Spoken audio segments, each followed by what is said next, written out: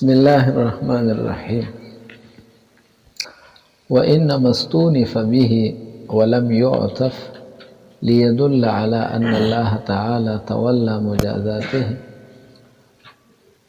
ولم يحرج المؤمنين إلى أن يعارضوه، وأن استهزاءهم لا يؤبه به في مقابلة ما يفعل الله به.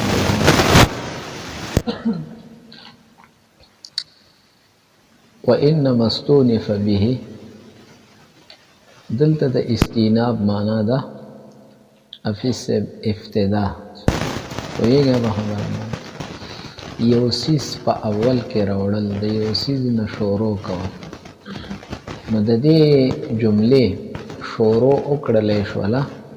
د لفظ الله نه. الله یستهزئ بهم، الله یستهزئ، نو لفظ الله دای د دې کلام په ابتدا کې سکو ذکر کو، او حال دا دی چې د ما سبق سره مطابقت ککې نبی ادا صفکارو الا انهم هم الذين يستهزئ بهم. الا افي سبت وګورا مخ کې دی وی انما نحن مصلحون، نو الله تعالی ورته جواب ورکو چې الا انهم هم المفسدون. بیا دی وی چې انؤمنو کما آمن السفهاء، نو الله تعالی جواب ورکو الا انهم هم السفهاء ولكن لا. بیا دلته دی وی انما نحن مستهزئون، انما مونږه په استهزاء کې محصور یو بن یو پویږي، زمونږ نه علاوه بل څوک په مؤمنانو پورې سن کې ټوکې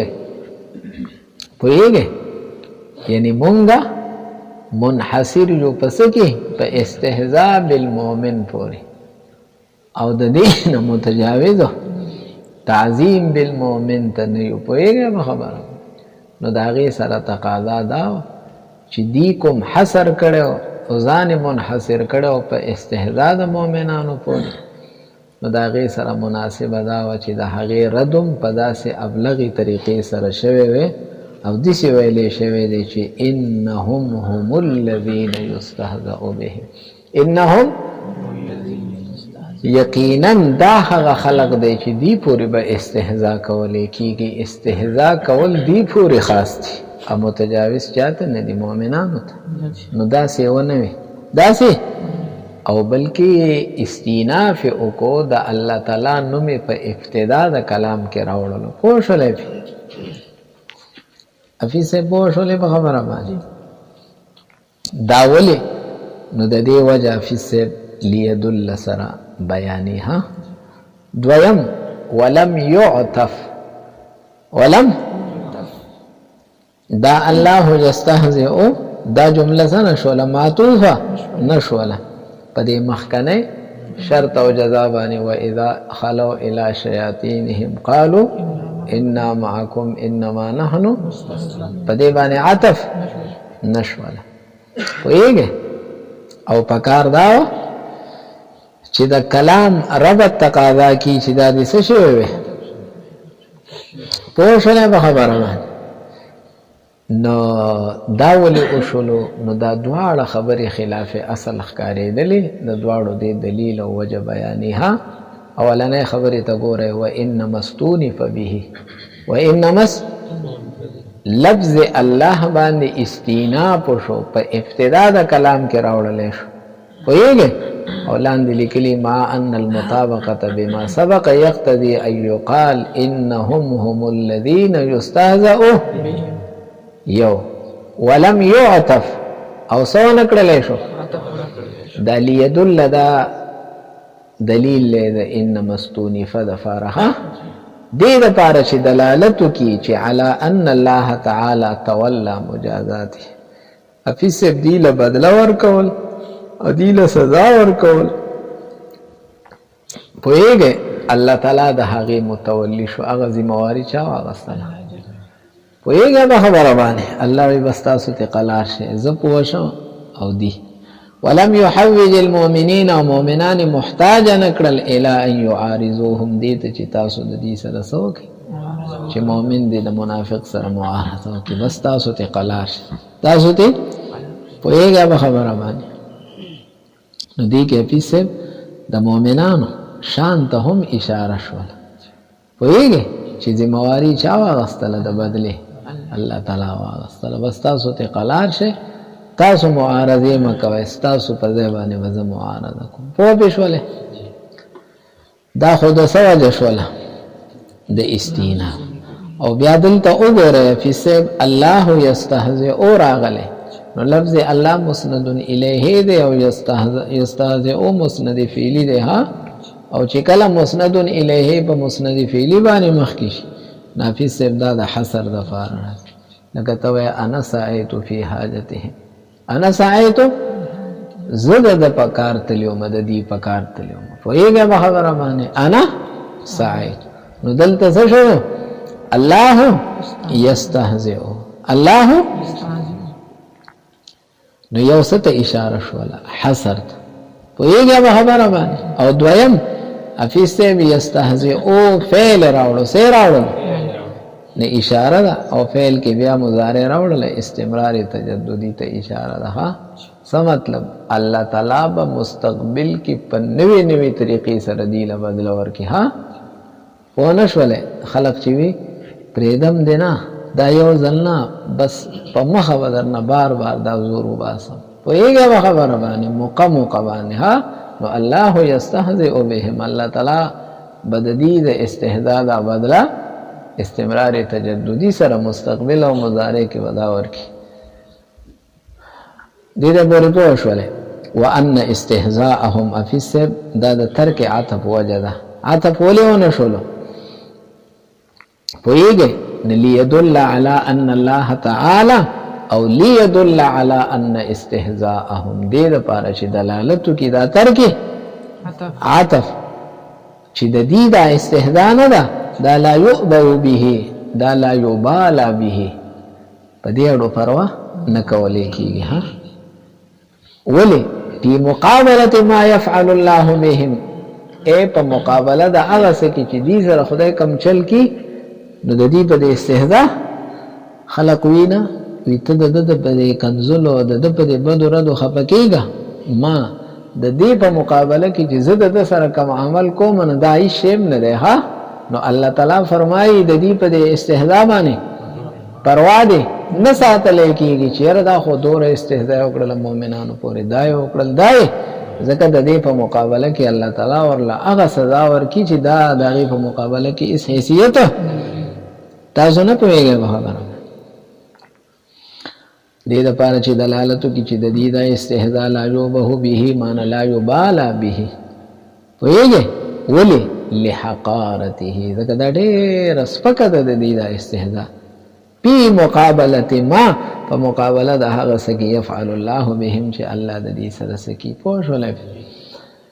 ولعله لم يقل الله مستهزئ بهم حفیظ صاحب دی ویلو انما نحن مستهزئ اسم فاعل راوړه نو دلته هو الله مستهزئ مستهزئ اونوي ها الله مستهزئ الله يستهزئ او پوه شولئ ولعله شاید لم يقل نه دی ویلې الله بهم ليطابق قولهم ایماء دلته بیان او ساته دا ليطابق دا لام تعلیلی ده او دا علت ده ها او شاته ایماء مفعول له ده اغم علت ده اغم څه ده د علتونه دو دي نمخ کې و معلول دراو باسه نو ولعله لم يقل وی نوی الله نو دلته به وګوره یو یقل له یو لم یقل له نو یقل منفی ده یقل او لم یقل څه ده نفی ده کنه لم یقل نفی ده او یقل په لم سره تاسو نفی کو ولکه یقل لنفی کو کنه چې یقل لنفی کو نو یقل منفی نشولو او لم نافی شولو نو لم یقل الله دا ټوله نفی ده دا ټوله نو دا لیطابق نه دی دا دلیل له او علت ته د منفی د پاره څه د پاره او ایما ان نه هغه بیا علت او وجه د نفی ده ها ولکه نه پوهیږي دې عبارت په وایي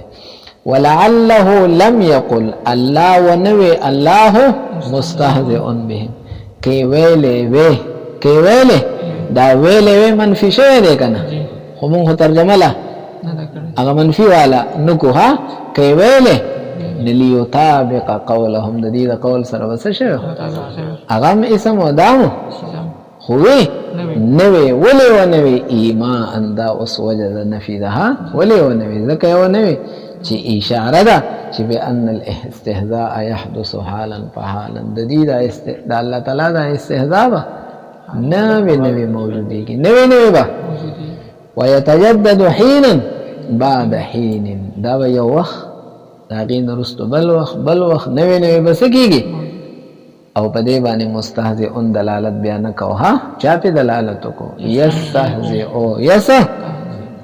دا یستهزئ فعل مضارع ده کنه ناغه په استمرار تجددي باندې سکی چې دا فعل به مستمری خو نوې به موجوديږي مستقبل کې ها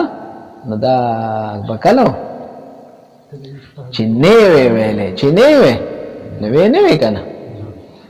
وهكذا كانت نکایات الله تعالی فيهم او دک شان د خدای پاک بلاغانی په دی باندې دغه شان نازلې دي ټیم په ټیم ها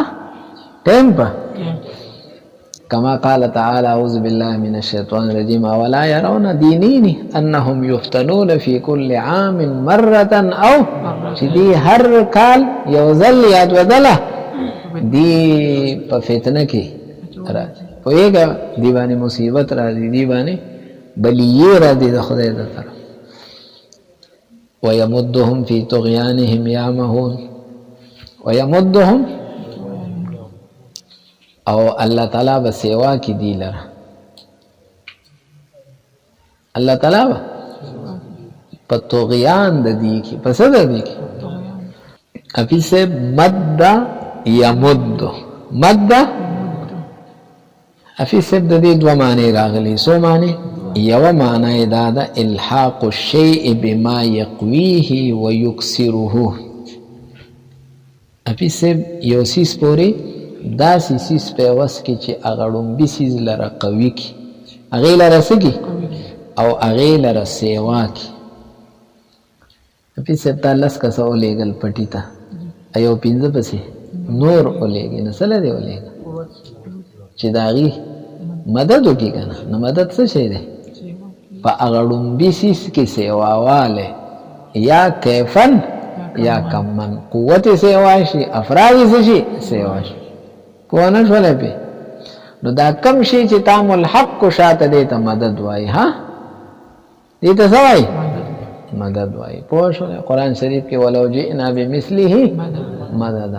اے دا ټول سيزونه قلمونه دریابونه سیان دا اولو جئنا بمثله کنور سره مدد مان زیات کی چې دا پیسې شي نور سیوا شي مدد مو پیژندل نه یو د مد معنا پیسې پښتو کې سیواواله او قویواله نه یمدهم معنا موسکو الله به سیوا کی دی لره زیات پکې دی لره پوښله او دویم معنا د مد افیسه امحال له سده مهلت ورکول مد العمر ها مد العمر وګدول ها تاسو وای مد په او کمانه راي کاغه نو عمر راخکل نه چې عمر دې راخ کو امحال شلو کنه نو سو معنا غاني ندی وای چې یمدهم کی دا اولنې معنا شي دا کومه معنا دا زیادت والا وایګه نو دا د دوه وجونه چې کم دین راجح ده ها پوهیږئ بس یو دا چې مد یمد متعدی بلا واسطه استعمالی او دلته دم د کشان ها دا زیادت والا معنا قوت والا معنا بغیر ده حرف جر نه استعمالی او بغیر د حرف جر نه دا فعل متعدی کی هغه مدفع العمر والا نه دی امحال والا هغه څه غواړي الله هم غواړي او دلته وګوره یمدهم کنه دویم اپیس یو قراءت یمد باب افعال راغله سره راغله او باب افعال امد هغه په معنا د امحال سره چرته نه راځي هغه په معنا د قوت سره راځي خلق وی د امداد وکړه څه مطلب دل ټیم ورکنه دل قوت او ورکا زیادت ورکا نه هغه قراءت هم تایید د دې خبرې کې چې دا څه ده هغه مد چې په معنا د قوت وګوره ورته دا ماخوذ ده من مد الجيش وامده یعنی امد الجيش مد الجيش امد اذا زاده وقو وهو يومانا چې کله یو سړی جيش سیوا کې قوي د دینه ماخوذ ده مدد السراج والارض دیو می مضبوط او قوي کړل ازمکه می مضبوط او قوي کړل ها دا کله اذا استصلحتهما چې کله دا دواړه تسکی سمې کې بزيت دیو په تیلو باندې سم کې او والسماد او ازمکه په سره باندې په زمانه نوې مدد السراج بالزيت الکه دیو می قوي کړل په زمانه چې تیل ورته ډیر لاړ شي نو څه شي رڼا خپل قوي شي کنه او ځمکه مې په سماد او په سره سره څکړله نو دا د سنه ماخوذ شو د مد الجيش لا من المد في العمر او د مد في العمر نه سره ده ځکه فانه يؤدى باللام يوجه خدای چې هغه لام سره ویل کیږي املا له املا امد دا مد له املا ما ته ګوره کدلته یمدهم شي نو دلته به مجبورن بیا وای چې یمد لهم ده علام حذف شوی دی او مونږ ایصال کړي حذف ایصال خلاف اصل نه کنه نو بس لام ته ضرورت نشته مدفل عمر نه ونش دویم وتدل علیه دلالت کی پدی باندې قرات ابن کثیر رحمه الله وایو بعد افعال لاغله ده اولان دینا کې لګلی ولم یجد امد بمعنى املا امد چرته په معنا د سزا نه دی راغلی دې پوری پوه شو نه اپیسبو طغیان او سرکشی دا قبیح شی دی څه دی نو پدې کې سیواواله راوستل هم څه دی قبیح دی او د قبیح سیز نسبت الله تعالی ته دا معتدل وی سند دی صحیح زموږ په نس خو څه مسله نه ده قبیح ایجاد او خلق الله تعالی کولی شي اس خبره بګیونو دویمه خبره د معتزله قاعده ده چې اصلاح للعبد واجب دی فالله تعالی باندې په کوم شي کې د بنده صلاح او خیر دی نو هغه خبره فالله واجب ده صدا نو طغیان کې صلاح دی سرکشی کې صلاح دی نو د دې سیوا کول دا خو د اصلح للعبد د وجوب صدا خلاف نه د دواړو خبرو افیس چې کوم دی نو معتزله سکی تعویل کې زموږ په نسبت باندې اسم سلام نشته وایي به خبره باندې اسم سلام طغیان پیدا کړي خدای پاک ته طغیان کې سیواواله اون خدای پیدا کړي کویږي او بنده کاسب دی ها بنده څه دی دې چې ماخوذ دی په دې طغیان باندې نه په دې وجه ماخوذ دی چې کسب او صنع د کسب او صنع نو سوای اغي وای افیسبو چې دلته آیات کریمه کې مجازي لغوي دی او د مجازي لغوي سره سره مجاز په نسبت هم ده ها مجاز ما ته ګوره طغیان نه مراد د دې کفر ده د دې منافقانو کفر ده نه ما ته ګوره د کفر نتیجه دارا او تعالی چې الله تعالی کوم مهربانه په مؤمنانو کولې هغه د دینه باندې شو هغه د دینه نه چې باندې شو نه د باندې دو سره کې دي شي که آزاد وي دا کفر ختم شوی خو چې هغه څه شولې نو ظاهر خبره ده چې کفر وو سیوا کیږي کنه د دې په زړونو چې کم رین دې زنګ دې دا به نور سکیږي قرآن شریف کې راځي کنه کلا بل رانا على قلوبهم ما كانوا يكسبون دې خپل کسب دارین راوسته دې خپل عمل دارین نو ما ته بوره چې دې کفر کو افلا د الله تعالی الطاف او مهرباني چې کم مؤمنانو ته متوجه وي هغه د دین څخه شول نو کفر خود دې خپل دا طغیانهم دی خو یمد نسبت الله تعالی ته راغلی دی نو دی وایي چې مد الطغیان چې دی مد الطغیان د دې سرکشه دا سیواواله سرکشه دا د دې معنی حقیقی نه مراد بلکې دا مجاز دی لغوي لغت کې ها د دې معنی څه ده دا مد الطغیان دا کنایه ده او مجاز دی د سنه د منع الطاف الرحمن منع د رحمان چې کومه مهرباني وي هغه منع شولې کنه نو دا هغه منع نه تعبیر په سره وکړو خپل معنا حقيقي د يمدهم في طغيانهم مد الطغيان خپل معنا حقيقي خو سرکشي سیوا کول او دلته معنا حقيقي نشوله بلکې مجاز په لغت شول منع الطاف الرحمن اینه تاسو په ونه شولې د چې د رحمان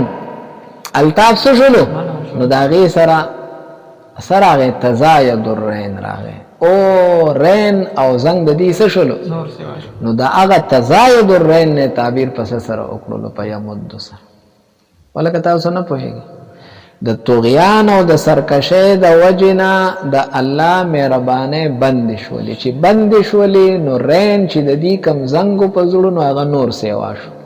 نو هغه تزايد الرين دا غینه تعبیر پس سره وکړو په یمدهم فی طغیانهم په مد الطغیان سره نو مد الطغیان معنا حقیقی دغه شول سرکشي سیوا کول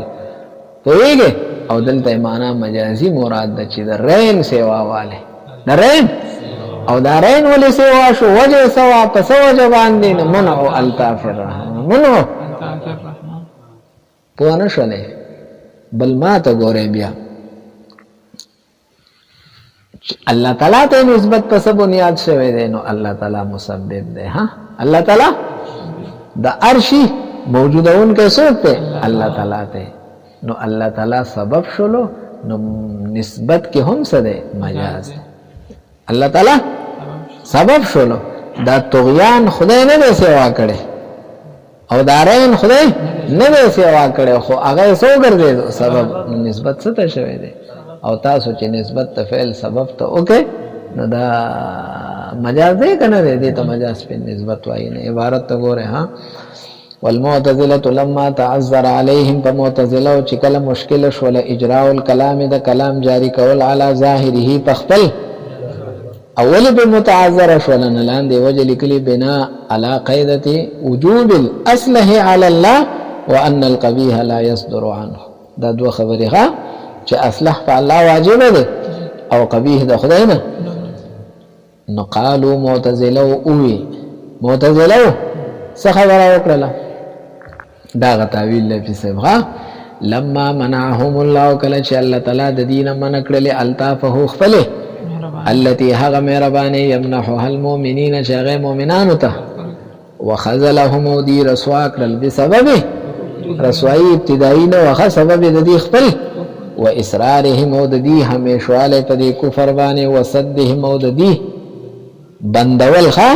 طریق التوفیق د خدای د طرف نه د توفیق او د عصمت چې کومه لار ده هغه سکړله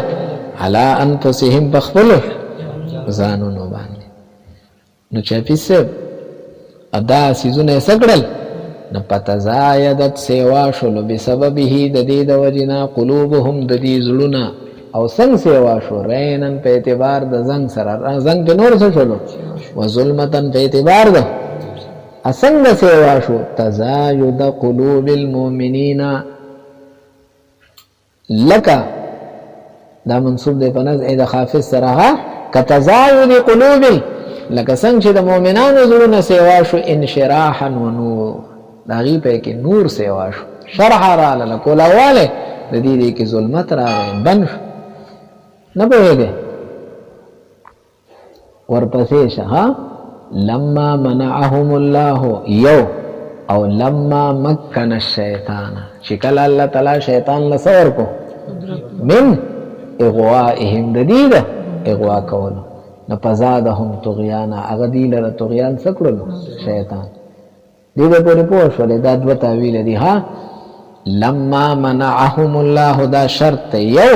او لما مکن الشیطان دو شلو د دواړو د پاره په شریک جواب دی. اوس نه د ذالک د مد نسبت وکړلې شو ال الله تعالی چاته او دسی اسناد شو اسناد الفعل الى المسبب لکه د فعل نسبت چې څه ته وکي تاسو په نه شولې خو ما ته ګورې دلته پیتوغیانو نه وي پیتوغیانهم وي ها ما ته ګورې د توغیان اضافت چې هم تراغې نه اشاره ده چې ګورې دا د دې خپل فعل نه دا سرکشي دا د دې لئلا يتوهم چې دا وهم نشي چې ان اسناد الفعل الیه علی الحقیقه چې د فعل نسبت الله تعالی ته څه ده اې د توغیان نسبت چاته وشو دې ته کنه پی توغیانهم د دې سرکشه هغه خدای سکړلې پته لګیږي چې دا سرکشه د دې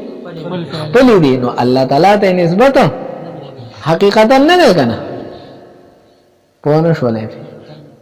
ومصداق ذلك د دې تایید در تخیخه اي انه لما اسند المد الى الشياطين شکل الله تعالی د مد نسبت چاته کړي دي نو انت اطلق الغيه گمراهی او سرکشی مطلقه کړي د ګوره عبارت ته واخوانهم يمدونهم بالغي نو الته د يمدون کی چې هم ضمیر چاته راځي دی دا يمدون سن پیل چاته راځي دی هم ته کنه يمدونهم سیوا کی سوق دا شیطانان پویږي نو پس کی سیوا کی نو الته فل غي وی پی غيهم اونوي نو الته ست اشاره ده چې الته نسبت حقیقتا ده دا شیطانان دا چل کی او دلته پی طغیانهم کی اشاره شول چې طغیان حقیقتا پیل چانه ده دا الله تعالی نه دی چې دا حقیقتا خدای دا طغیان د دې پیدا کړي خدای سیوا کړي دی نه دا د دې خپل له دا د دې او خپل ولې ده مخکې به سبب کفرهم او به سبب اصرارهم تیر شو کنه دې پوری پوه شولې نو چې کله نسبت تم چاته شوی شیاطین ته شوی دی نه انت اطلقل سی ویلی و اخوانهم یمدونهم فی الغی ذکر دا دی دارون شیطانان دی لر گمراهی سیواکی نه دا گمراهی اس اغی چی سیواکی نه حقیقتا اغی سکی سیواکی ذکر غی دا اغی فعل لے لا اغوا کول او گمراه کول اغی او دلتا تغیان دا فعل دا چانا دے دا اللہ تعالی نه دے نو مد التغیان فعلن دا چانا شلو صرف اللہ تعالی سبب اگرزے دو یا اللہ تعالی تمکین و قدرت چالا ورکو شیطان لو نبیا سبب شو پو بشولے